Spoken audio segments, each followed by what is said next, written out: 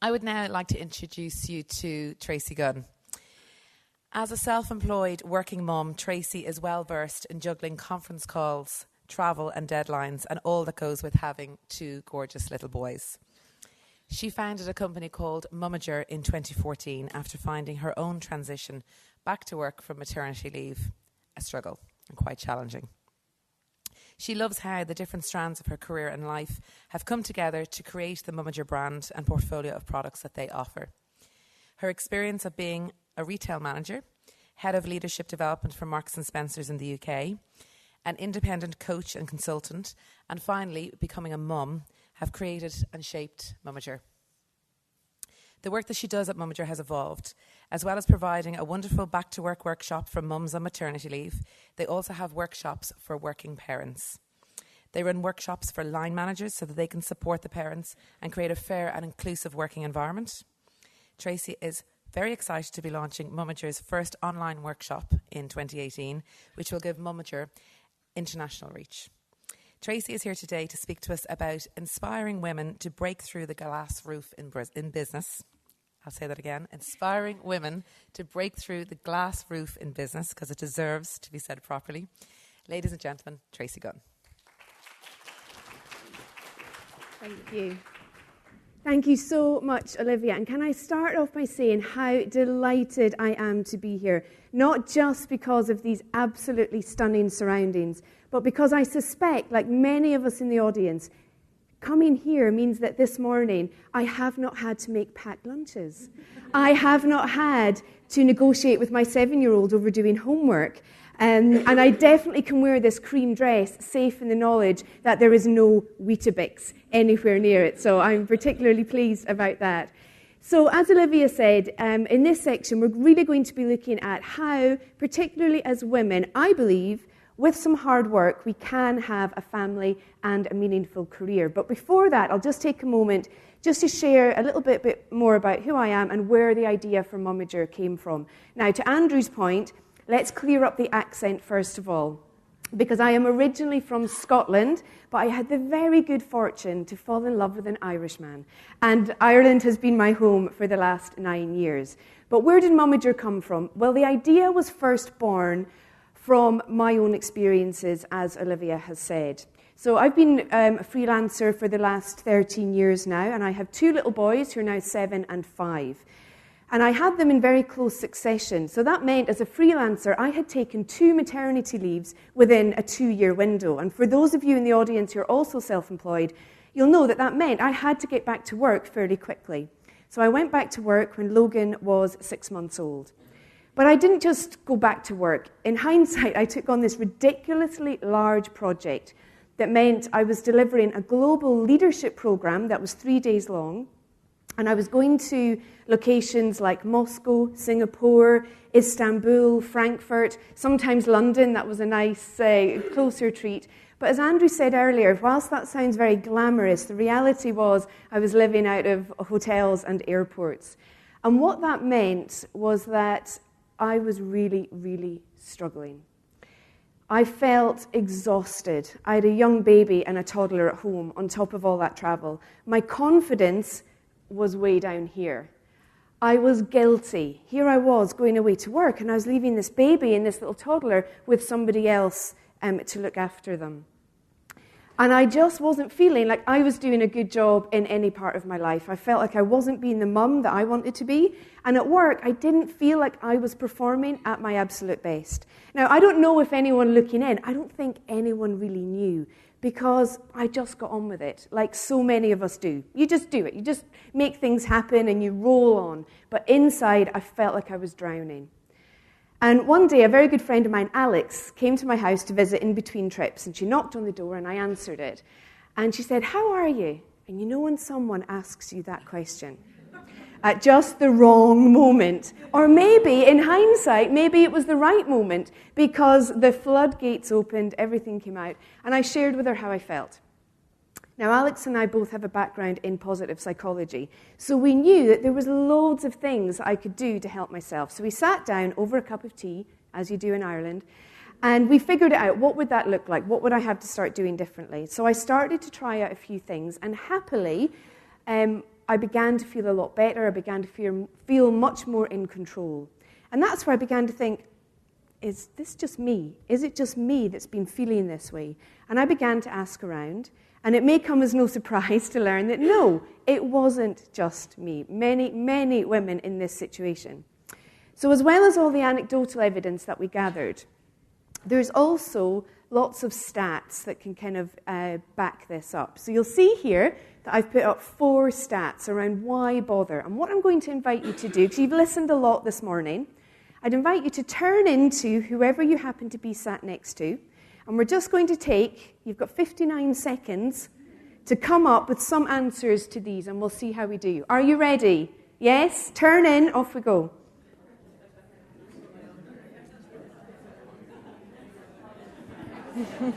You can turn into one another.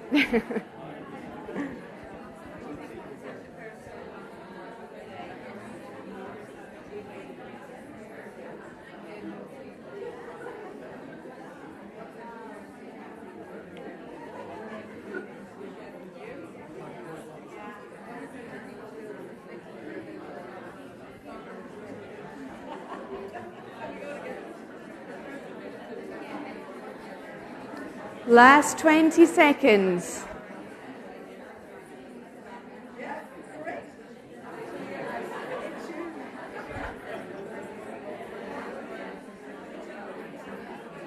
And 3, 2, 1.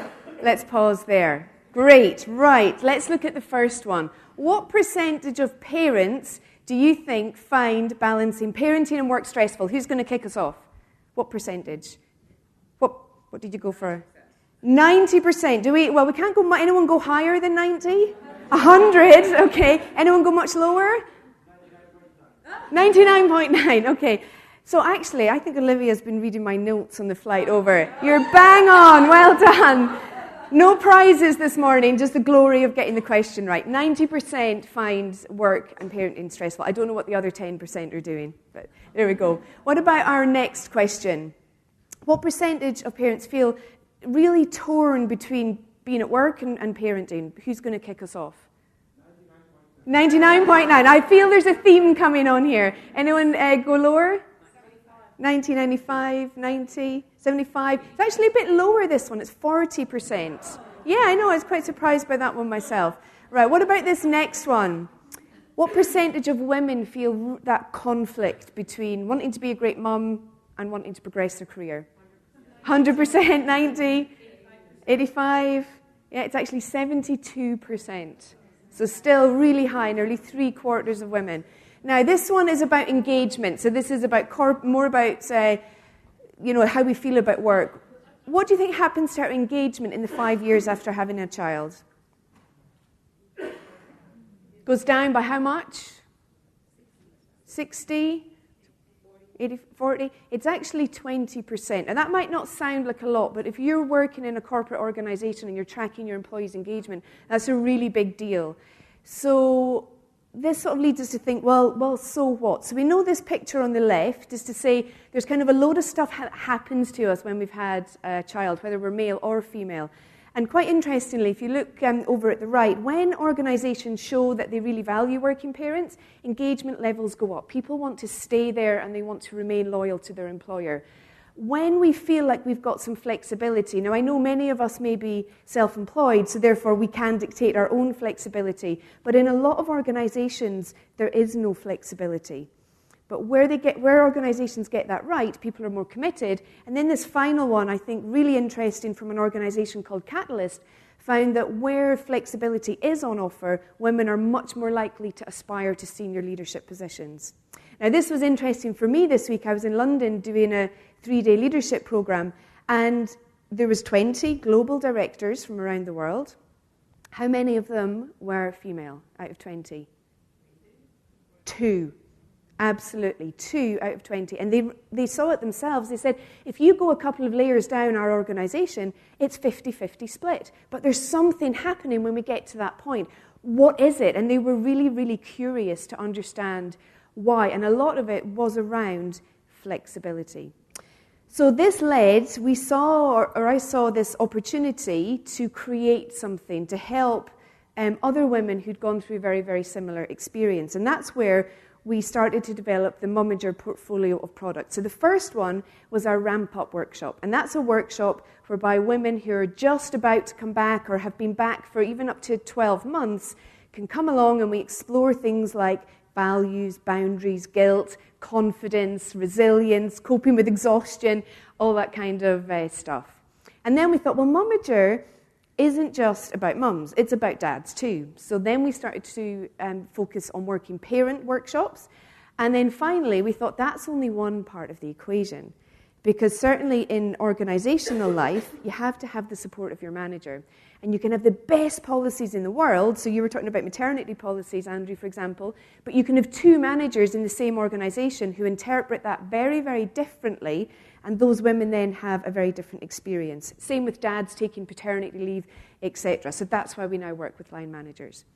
And as Olivia said, we do this face-to-face. And next month, just for our first one of our clients, we're launching our global, or not our global rollout, not yet, our EMEA rollout of all of these products in the virtual world as well. So that's really exciting for us. And these are just some of the clients that we work with. But that's the kind of global, or the big picture landscape. Let's take it back to us here in the room today. And anyone who's watching on the live webcast, hello, Mum, if you're watching in at the back.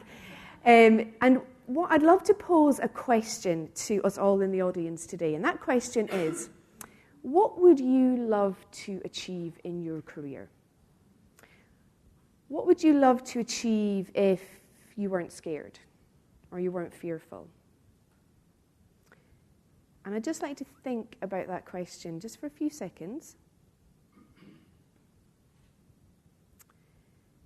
And we're going to come back to that a little bit later in the session. So the seed has been planted, and we will come back to it. So what we're going to go on to think about now is to really say, well, if I do want to have a career and a family, what are the things that I can do to practically make that a reality? And Esther gave us some fantastic tips before the break, and I'm going to take that a step further, and we're going to look at 5 key things that, from my experience, really can make a big difference. The first of those is to understand what happens to us anytime we make a change. So whether that is coming back to work from maternity leave, taking on a new promotion at work, setting up a new business, or maybe starting up a blog, as many people here have done. The first thing that often happens is we enter what we call the honeymoon phase, where we go, this is going to be fantastic. This is going to be the next big thing. And we imagine the success we're going to have, or if it's a book we want to write, we imagine the launch party before we've even put pen to paper, yes? So that's the first thing. We believe it's going to be great. And then as time goes on, we suddenly go, oh, this is actually quite hard. Oh, I didn't expect that obstacle, or oh no, what if I get found out? What if people realize I'm not as good as they think I am? And we begin to doubt ourselves and our confidence goes down. And then very often we get to this point down at the bottom where we think, this is just way too hard. And very many of us at that stage want to give up. And we just walk away from whatever it is that we've wanted to do.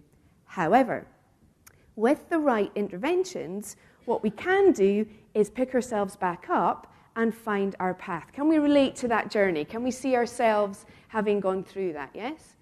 But the key thing is to know that this is going to happen. So there were days where, as someone who's self-employed, as someone who's set up Mumager, I was on top of the world. This was going to be great. And then there was other days I just wanted to pack it all in and just do something that was much, much easier.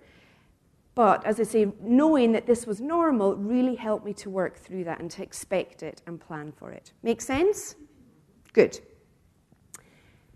The second thing then to think about, and again, this has been a theme already this morning. I think, Olivia, you mentioned it, Andrew mentioned it, as did Esther. Turning our dreams into a reality requires an awful lot of hard work. And Chitra and Roman, I'm sure, will agree with that as well. Despite what Instagram or our social media feeds might tell us, success doesn't come overnight. There's a huge amount of hard work that has to go into the back of that. That, however, can often mean that we end up working incredibly long hours.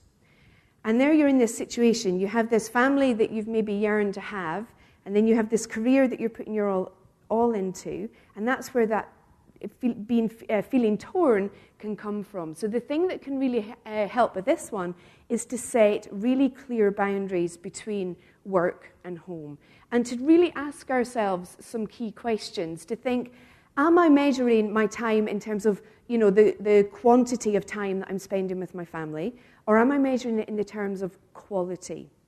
There's been a load of research to say that working parents right now, working mums in particular, spend more quality time with their children than they did back in the 1970s. Now, I'm a child of the 70s, and I think I turned out okay. But very often we get hung up on the time, whereas if we can say, I have an hour or 2 hours with my family at night after I leave work, so we can be here now. We can be present with them, and we can really enjoy that time. So it's quality of time over quantity. And we might also need to think about things that we will or won't do. So if, for example, you're working in an organisation and you're working incredibly hard, but you might want to get home so you can make sure you can put your kids to bed and read them a story, you might say, I need to leave work at 5 because I have a kindergarten pickup I need to do. But you know what? If needed, I will log on and I will do something else in the evening. So we set those boundaries with our managers, and we then communicate that so that everybody knows what we can expect from one another. And what we often do in the Mumager workshops, and what I do myself, is I try to create a list of what I will do and what I won't do. So for example, I might say I will put my phone away for a couple of hours in the evening. It's locked away in a drawer. I don't even go near it so that I don't get distracted when I'm with my kids. Or it may be boundaries around those of you who travel for work, for example. I won't travel overseas more than once a month, although maybe, Andrew, that one wouldn't quite work out for you. Or it might be that you have to work in the evenings to do all your writing and things like that. Maybe when's your family time? When's that downtime? The time that Esther talked about where we can just look after ourselves. So getting clear on that and then, setting those up can really, really help us. And then the final point is to manage your boundaries. Because if you don't manage them, if we don't make time for family time or for ourselves, no one else is going to tap us on the shoulder and do it for us. It really is up to us. Makes sense, right? So we've understood what happens to us with change. We've thought about our boundaries. The third point, and the one that I believe I definitely would not be standing here today talking about Mumager if I didn't have it, it was know who your go-to crew are. Yeah? And we can separate those people out into a couple of different groups. The first will be your professional support.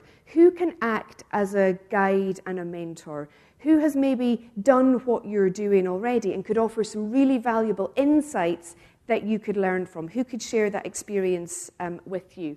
Who's going to keep you going when the going gets tough? If it wasn't for Alex, I definitely would not have persisted with Mumager, but she kept me going and kept encouraging me when I wanted to give up. And who is going to push and challenge you? Who's going to help you think, well, you can do that, and push you to just go that little bit further? So that's professional support. But of course, we're all people as well. And Esther talked about the relationships and the emotions that we have. So where are you going to get your emotional support from? Are you being a team at home? How are you and your partner figuring out things like childcare and running the house? And, what happens if one of your children gets sick? Who stays at home more often when a child falls ill, the mum or the dad? Mum, yeah, in over 70% of cases. But as increasingly both men and women are having careers, we're going to have that discussion around who is going to stay home when babies and children, as they inevitably do, are unwell. Who are your champions? Who have you got in your corner cheering you on? Who are your confidence boosters? The people when you are rock bottom down here will say, come on, you can do this. Think about all the other stuff you've done in your life. You absolutely have this. So know who those people are. Who's your shoulder to cry on? We all need that person. And then my personal favourite is, who is that person who will tell you as it is? Who is that person who will say, Tracy, you have been talking about that for the last 6 months, and you still haven't done anything about it. When are you going to do something? And we need that reality check sometimes as well. So knowing who that network is and very strategically thinking about, am I using the right people in the right way for the right things? So that's our third one, knowing who our go-to crew are. But of course, that's all well and good. But there's a big spectre lurking in the background, a bit like that uninvited guest at the party. And this is where we need to get a grip on our G-spots.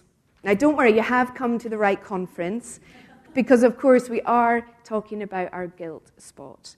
Hands up in the audience, who has felt guilty at some point, particularly if you're a working parent? We'll just have a quick show of hands. So a large number of us.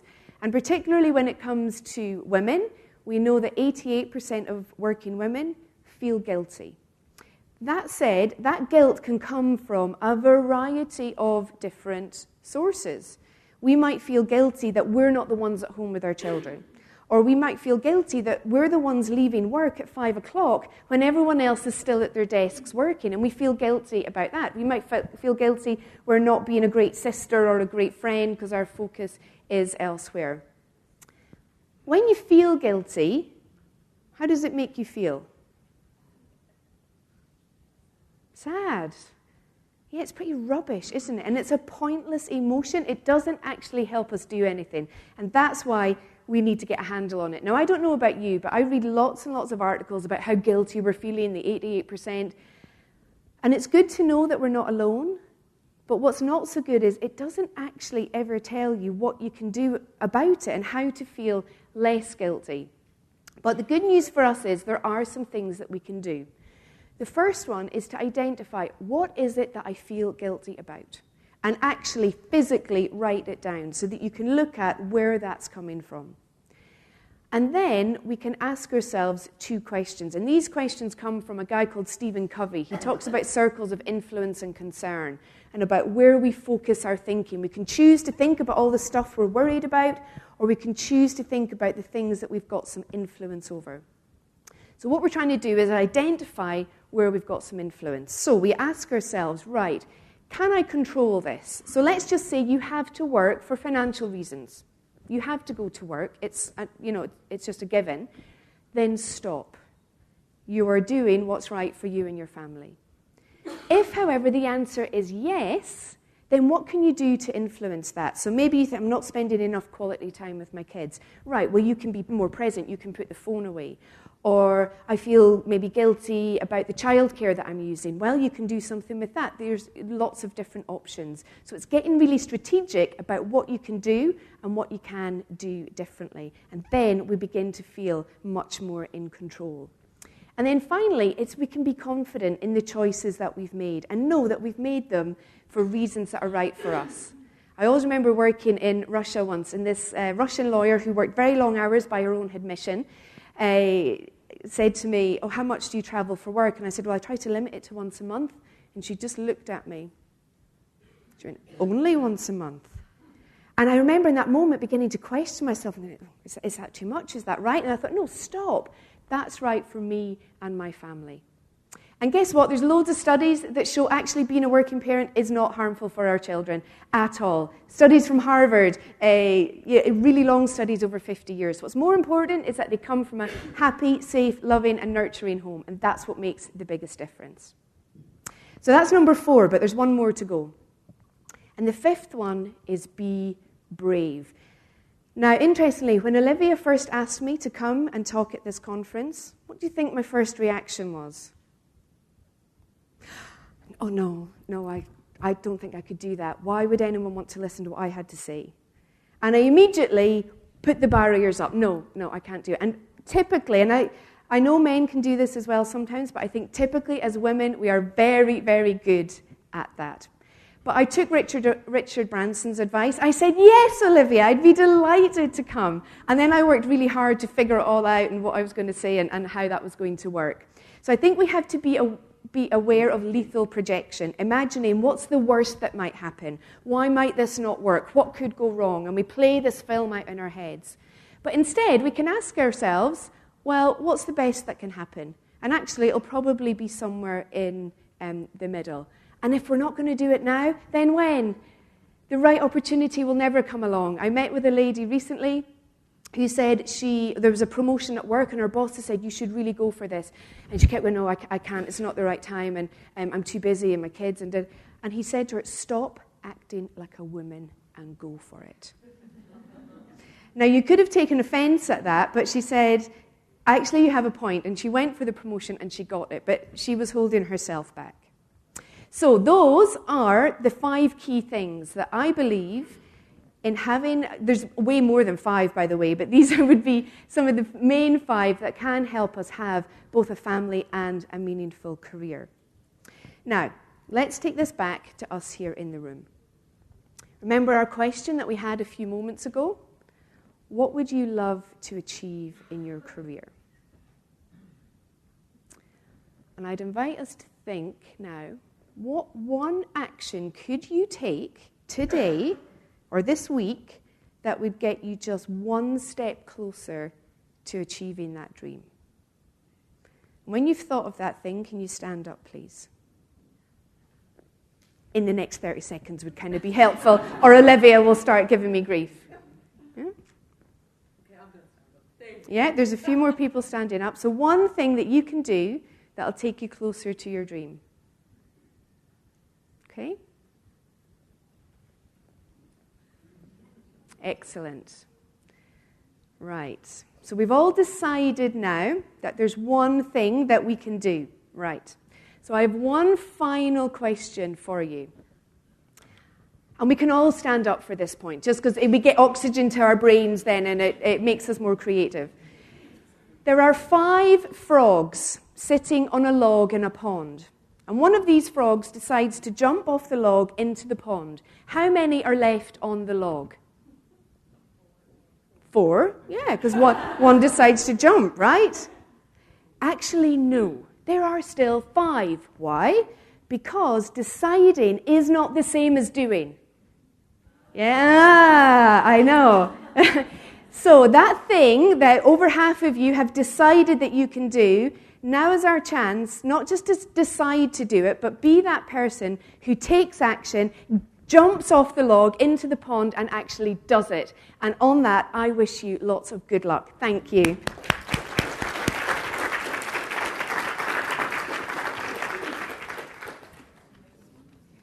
Oh, yeah, sure. Because I have no microphone. Thank you so much, Tracy. I'm sure there's going to be loads of questions. We have about 4 minutes for questions. 2 of the big takeaways that I took from Tracy's talk was comparing ourselves with others. I do it every minute of every day. It's natural human behaviour. That's what we do. But I'm going to try and stop doing that, because you can only be your own best. You can't be somebody else's best. And in terms of spending time with my kids and still having a career, I definitely think you hit the nail on the head when you said it's definitely quality over quantity. So I am going to put my phone or switch it on silent or put it up on the top shelf for whatever amount of time that I can in the evening time. Good. And stay connected and really sit down on the floor and play with them and find out about their day. And then hopefully that lovely G word that you use that we all suffer, any parent in the room can relate to that, about guilt, will subside a little bit. So who is for the first question for Tracy? Yes, please. I'm always interested in the difference between being an employee and being self-employed, because having gone from one to the other, and the idea is that by being self-employed, you're more available for your kids. But then there's that irony that being self-employed means the boundaries are grayer than ever, because, you know, you can't turn down work, you can't ignore the email because that person who gave you the work might not come back again. So any tips for people who've taken the jump and then gone, oh no, I'm worse than ever at being available for my kids? Yeah, it's a really great question, Andrew. And again, coming from a corporate background myself, I used to find myself yearning for the days where I did have a structured routine, because I thought that surely would make life easier. And I think it does, for me, it comes back to the boundaries. So I have very clear, and you may have seen it in the promotional video, where I was like, I am working between now, and I know I have to finish by this time because I've got the school run to do. And then I have a couple of hours where I dedicate, I'm with the boys, etc.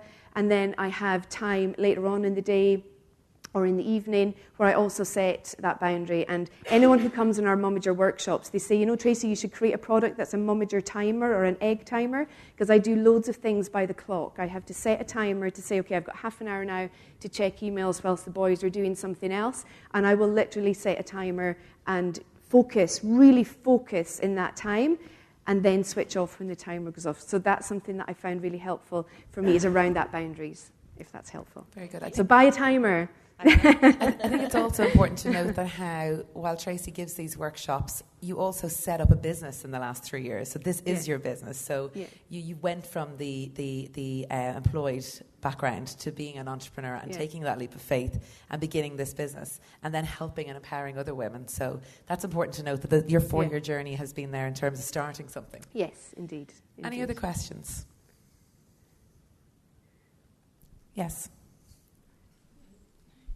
Hi, I'm Sonia. How do you convince your clients that they need you? Because I think that could be difficult sometimes. Yeah, for the Mumager products, you mean? Yeah. What we've found over the last year is that more clients are coming to us and actually asking for our products. So in terms of having to convince people, for sure we've had to do that.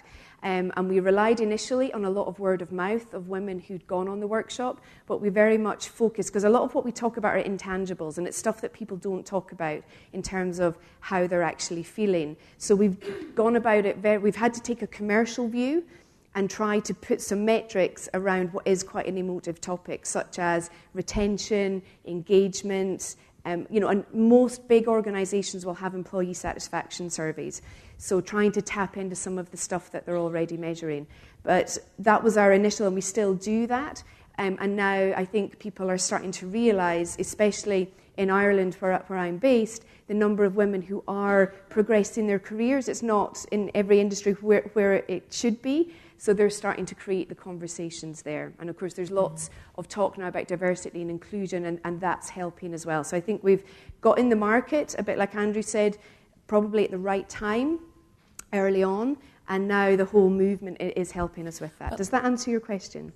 I think as well is that how so many organisations, when they are going out to the workforce to employ women have a choice now in terms of, the economy is coming back. They might be offered 2 positions as opposed to just one, and then they are kind of vetting the organisation that they are willing to invest their life in. Yeah. And if there's one organisation that has, that's very family friendly, and there's one organisation that's not, even if the other organisation might be paying some more money, it's the one that addresses these. And I think from my point of view, I would think that that's where so many organisations would like a service like Mumager, so that they can educate themselves and attract, intelligent, hardworking women to work for them as opposed to working for their competitors. So I don't work for Mumager, but that's very much. Thank you, Olivia. Unfortunately, we're out of time for this. Okay. Thank you so much, You're Tracy. welcome. Thank you.